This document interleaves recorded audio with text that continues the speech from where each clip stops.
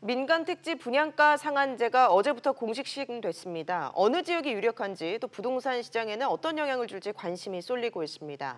정부는 상한제를 통해 집값을 잡겠다는 건데 시행 방침이 정해지면서 한쪽에선 집값 상승세를 오히려 자극할 수 있다는 지적도 나오고 있습니다. 관련 내용 최왕수 건국대 부동산 전문대학원 겸임 교수와 이야기 나눠보겠습니다. 어서 오세요. 어서 오세요. 네. 그동안 정부가 여러 번 부동산 대책을 내놓지 않았습니까? 이번에 이 분양가를 정조준하는 이유는 뭐라고 봐야 할까요? 한 세 가지 원인 정도로 볼 수가 있는데요. 일단 그 지표상의 지수에 대한 그런 것들이 좀 약간 반등을 한 측면들이 있습니다. 매매가 지수라든가 또 그 소비자 동향 조사를 얘기하고 있는 그 부동산 가격 동향 조사에서도 6월 셋째 주를 100으로 하고 그 뒤부터는 계속 그 소비자 동향 지수가 100을 상회하고 있고요. 예. 또 하나는 그 8월 10일 날 이제 분양가 상한제 최초 발표 시에도 있었던 그 의견인데요. 정부의 입장은 이제 분양가 상승이 기존 주택 가격에 분명히 영향을 미치고 그러다 보면 또 다른 신규 분양하는 단지에 대해서도 또 분양가 상승하는 그러한 것들이 계속 반복되고 있다라고 생각하고 있습니다. 또 하나 2007년에서 2014년까지 분양가 상한제 실시했을 때 실제 집값이 이제 안정화됐다라는 그런 학습 효과도 있어서 뭐 이런 부분에 대해서도 이번에 실시하겠다라고 하는데 네. 사실은 그것 때문에 그 분양가 상한제 실시에 따라서 안정이 됐었는지 또 2017년부터 14년 사이에는 뭐 2008년 금융위기도 있었기 때문에 그런 부분들의 여파인지는 좀 생각을 해봐야 되는데 정부 입장에서는 어쨌든 분양가 상한제를 실시하면 집값이 잡히거나 안정화될 거라고 판단하고 있는 걸로 보여집니다. 예. 예, 앞으로는 공공택지가 아닌 민간택지에도 재건축, 재개발을 위해서 집을 지어도 제한을 둔다 뭐 이런 건데 그렇다면 지금까지는 재건축 단지의 분양가를 마음대로 정할 수가 있었습니까? 그렇지는 않고요.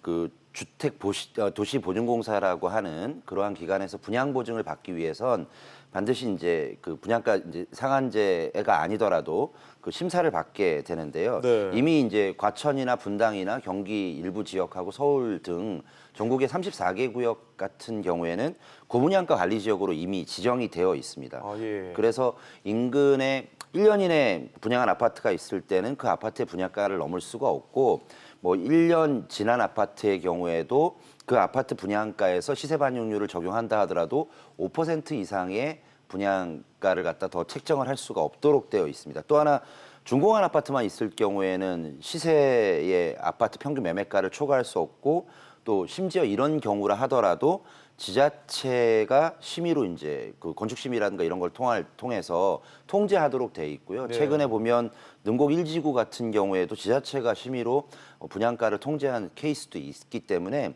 꼭 뭐 분양가 상한제가 아니더라도 기존의 그 아파트 분양 가격이 어느 정도는 통제가 되었던 것은 사실입니다. 예.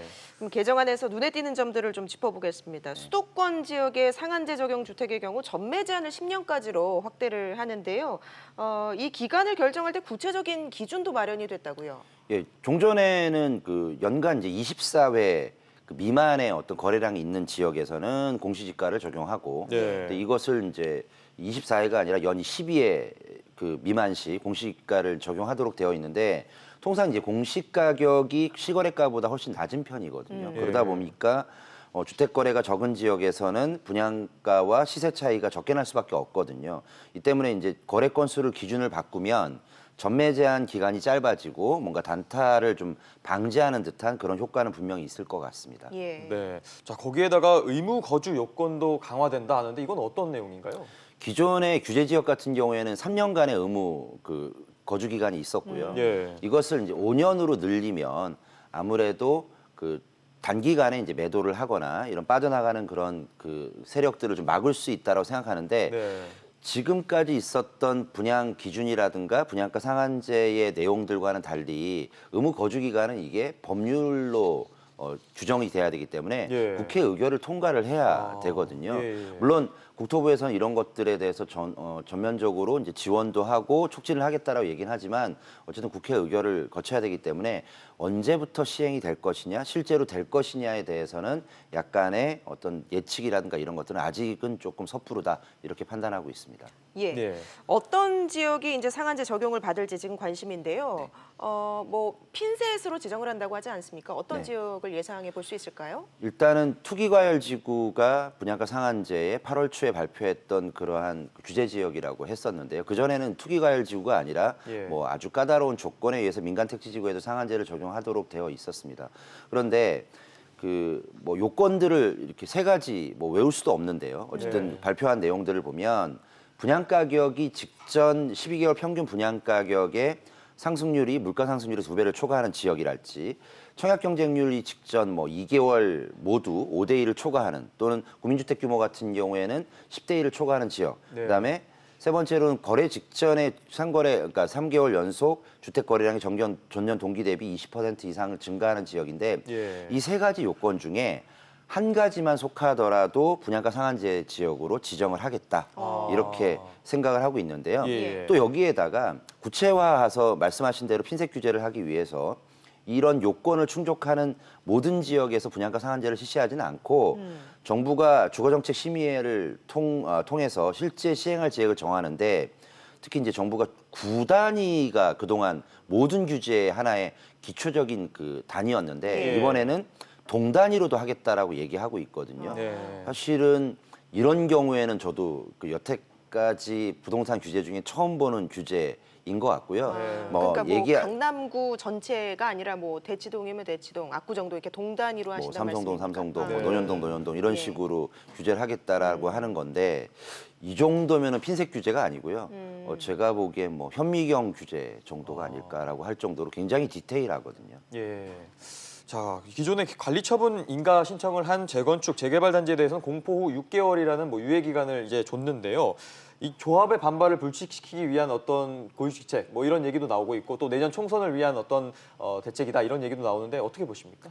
최초 규제보다는 아무래도 좀 후퇴한 듯한 것이 분명히 있고요.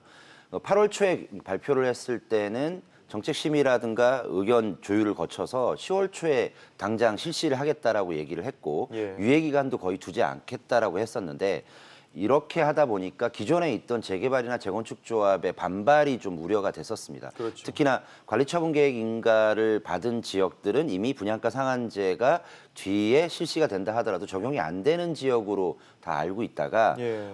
입주자 모집 공고를 하지 않은 모든 단지들을 적용하겠다고 하니까 굉장히 많은 단지들이 반발을 했고요. 예. 이에 따라서 또 앵커께서 말씀하신 대로 4월 총선이라든가 이런 것들을 염두에 둬서 4월까지만 이 관리처분 계획 인가를 받거나 뭐 이런 것들을 통과를 하면 분양가 상한제를 이제 적용을 받지 않는 걸로 현재 약간은 뒤물러선 그런 느낌이 좀 있습니다. 예, 네. 일부 단지에서는 상한제 적용을 피하기 위한 움직임도 보이는데요. 뭐 어제 신반포 경남조합 같은 경우는 일반 분양 통매각 안건이 통계가 됐다고 합니다. 네. 뭐 압도적인 그 표결로 통과가 되었고요. 네. 이 지역들 같은 경우에는 이제 그 통매각을 해서 주택 임대사업자에게 통매각을 한 다음에 임대사업자가 8년 동안 임대를 한 후에 다시 조합에 재매각을 하는 조건을 붙일 수도 있고 아니면 적정 가격에 매입을 그 현재 시점에서 하고 나서 나중에 8년 의무 임대 기간 이후에 그 업체가 이제 통매수를 한 업체가 다시 재매각을 하는 그러한 일정으로 하려고 하고요. 네. 이렇게 되면은 뭐 분양을 하는 것이 아니기 때문에 분양가 상한제를 좀 피할 수 있고요. 본인들이 원하는 가격 정도의 금액으로 매각을 할 수 있어서 시행 이익을 그러니까 감소되는 것을 최소화하기 위한 뭐 고육지책 같은 그런 느낌은 들긴 합니다. 네. 자, 사실상 이렇게 일반 분양 통매각이 허용이 되면은 분양가 상한제를 회피하는 수단이 되는 거 아니냐? 뭐 이렇게 지적이 나오는데 어떻게 보세요? 아무래도 다양한 어떤 의견들이라든가 뭐 수많은 어떤 생각들을 가지고서 이렇게 해볼 수는 있겠는데 뭐 이런 단지들이 계속 이제 속출하게 되면 또 다른 이제 규제가 되지 않을까라는 생각은 해보게 되는데 예. 어쨌든 분양가 상한제가 굉장히 불만이 있고 이런 단지들은 있는 것으로 보여집니다.